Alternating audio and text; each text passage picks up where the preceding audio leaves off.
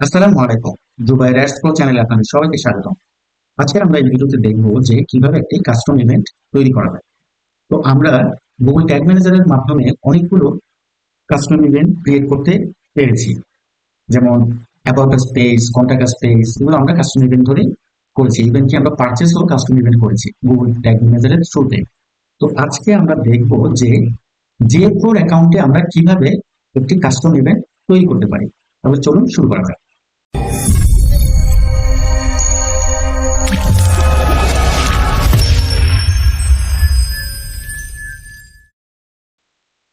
ধরেন আজকে আমার এই ওয়েবসাইটে আমরা এই অ্যাবাউট আস পেজের মধ্যে অ্যাবাউট আস পেজটা আমরা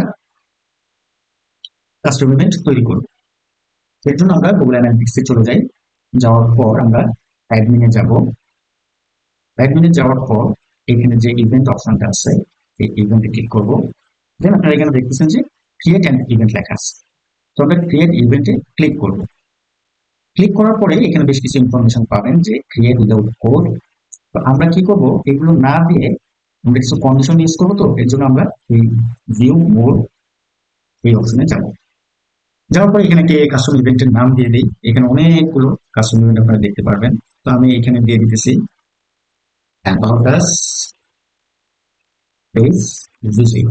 কারণ যখন আমরা বিভিন্ন পেজে ভিজিট করি তখন কিন্তু সবগুলোই আপনার পেজ ভিউ হিসেবে কাউন্ট হয়। ঠিক আছে, এই পেজ ভিউটা তো আপনার প্রতিটা পেজ ভিউতে আপনার এগুলো কাউন্ট হবে।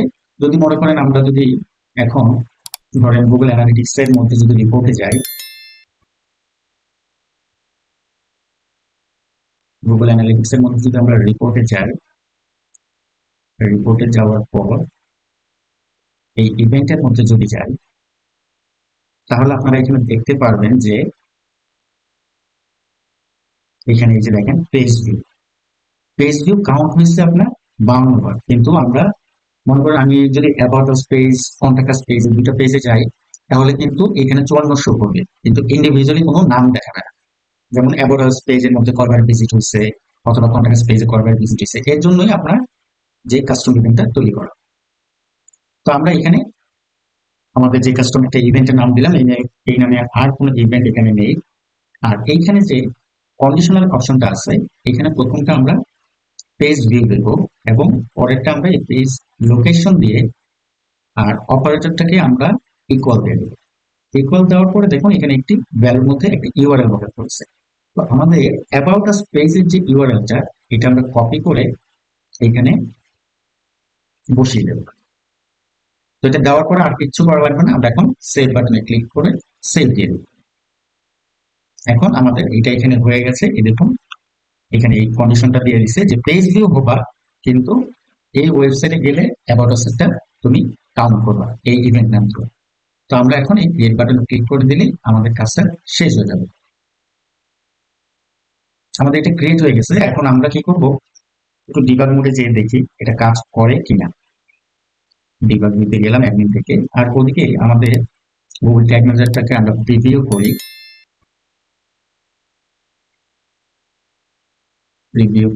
কানেক্ট হোক। এখানে গুগল ট্যাগ ম্যানেজার একটা জিনিস দেখাই, আপনারা দেখেন আমরা এখানে কিন্তু এই অ্যাবাউট আস পেজে কোনো কিছু নেই। হ্যাঁ, কোনো ট্যাগ আমি ক্রিয়েট করি নাই, ইভেন কোনো ভেরিয়েবলও নাই। ওকে, তো এটা ওপেন হয়ে গেছে, এখনো কানেক্ট হয় নাই, মাঝে মধ্যে একটু সমস্যা করে।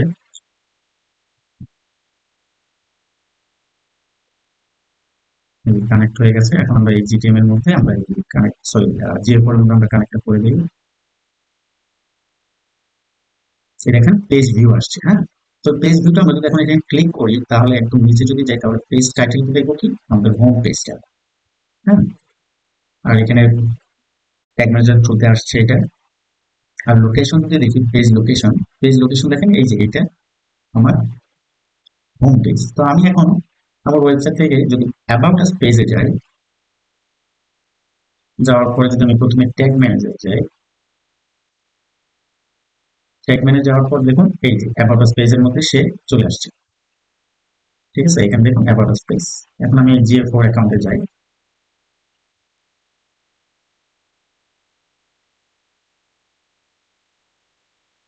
এই যে এখানে এই যে অ্যাবাউট আস পেজটা কাস্টম ইভেন্টটা হয়েছে। এখন যদি আমরা এটার মধ্যে ক্লিক করি এবং যদি পেজ টাইটেলে যাই, পেজ টাইটেল দেখবো এই যে অ্যাবাউট আস পেজ। ওকে, আর যদি আমরা একটা লোকেশন দেখি, তাহলে দেখুন এই যে লোকেশনটা দেখাচ্ছে Zubair web analytics and about us 3। আমরা যদি আমাদের মেইন ওয়েবসাইটে যাই, তখন দেখুন এই যে এখানে ইউআরআইটা শো করছে অ্যাবাউট আস 3। এভাবে আমরা একটি কাস্টম ইভেন্ট খুব সহজেই গুগল অ্যানালিটিক্স এর মধ্যে, অর্থাৎ জিও4 এর মধ্যে খুব ইজিলি ভাবে করতে পারি উইদাউট আপনার জিটিএম ছাড়া। তো ভিডিওটি ভালো লাগলে অবশ্যই লাইক দিবেন এবং সাবস্ক্রাইব করবেন পরবর্তী ভিডিও দেখার জন্য। আর যদি আপনার কোনো কোয়েশ্চেন থাকে তাহলে কমেন্ট বক্সে লিখতে পারেন, অবশ্যই আমি উত্তর দেবো। তো সবাই ভালো থাকেন, ইনশাল্লাহ খুব তাড়াতাড়ি আবার পরের ভিডিও নিয়ে আসবো। আসসালামু আলাইকুম।